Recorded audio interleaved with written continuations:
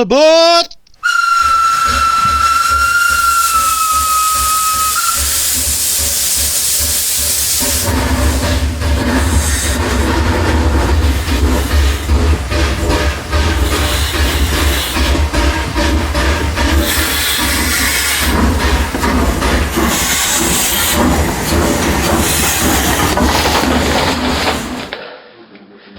And today, I'm going to mostly be reviewing a vintage Lima train set.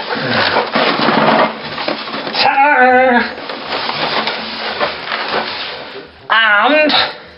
And I say,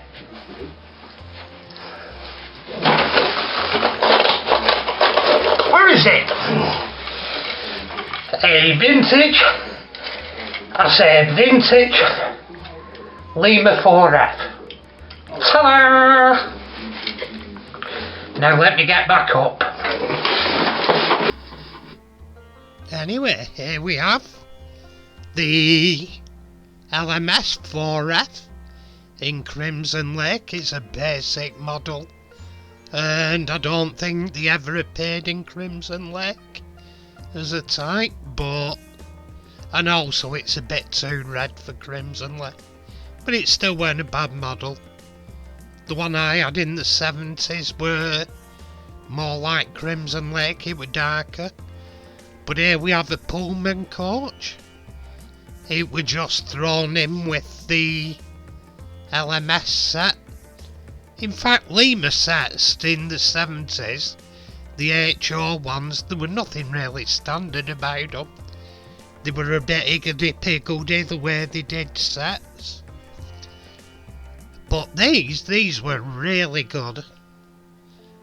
There was the Mark 1 coaches, I think, or it'd have been the LMS equivalent.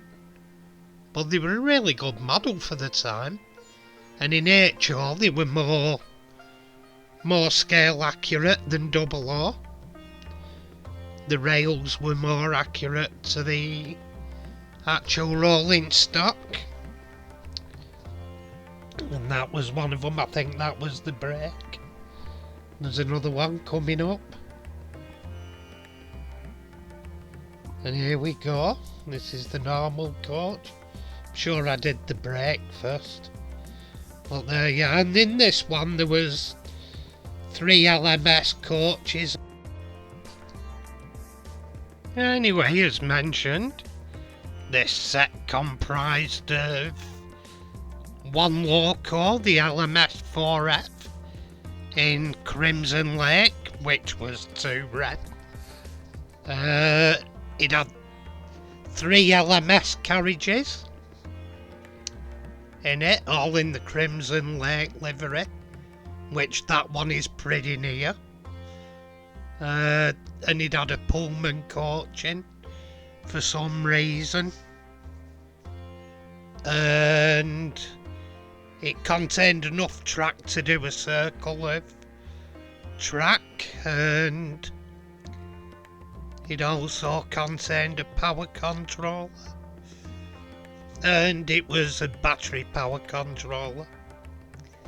Anyway, here I am testing it, set up with a little Hornby 040, and we go on to testing the Lima, the black one, the 4F. But anyway, Lima was a strange company. There was no rhyme or reason to how they boxed the sets. Mine came in the same box as this one, and I think it just had 2 LMS carriages and the 4F and a battery controller. But mine got extra track. It got a sidings and an oval track, but that one got an extra carriage, and I think they just put on what was in the factory at the time. Anyway, we're doing a bit of servicing on locos, and the actual train set, it's mint, and I don't, by the way the track went together and what the rolling stock and locos like, I think it got very little playing with. The motor's hardly running. You can look in and the commutators on both of them are very clean, so I'm not even bothering stripping them out. There's no point, they'd only be back to the same level in a little bit of a run. What they could really need with, ideally, is running more. One of them, for the eagle eye, is missing a gear. For some reason, I'll have to search out the gear. It was on the... I think the gear was missing on the red one, ironically, which has had very little use, so I salvaged it from the black one to make it a fully running and mint box set. And we put in dabs of oil here and there. As I said, I'm not bothered fully stripping them. No point, I don't think either of them have seen a great deal of use. And here we are on the track, first the black one. A bit of frackwards and barwards motion. And they are lovely runners, I used to love mine when I was a kid. And I was a fun with it. And there we go. The Crimson Lake Scarlet one. It actually runs nice. But the sooner it gets, well, the black one gets that additional gear. Well, there we go. They look quite nice on the layout as well. This one's just a little corner jobby I made up for photography purposes. It's only just over the size of A4. It's not a huge effort, just something for a mess about really. I suppose you could call it just over box file size. I've just put power to the rails and used it for mooching in and out with a low cost.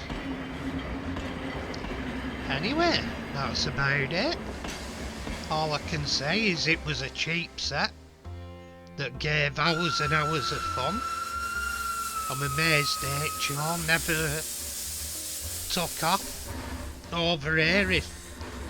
If they'd been promoted better in toy shops and etc, who knows.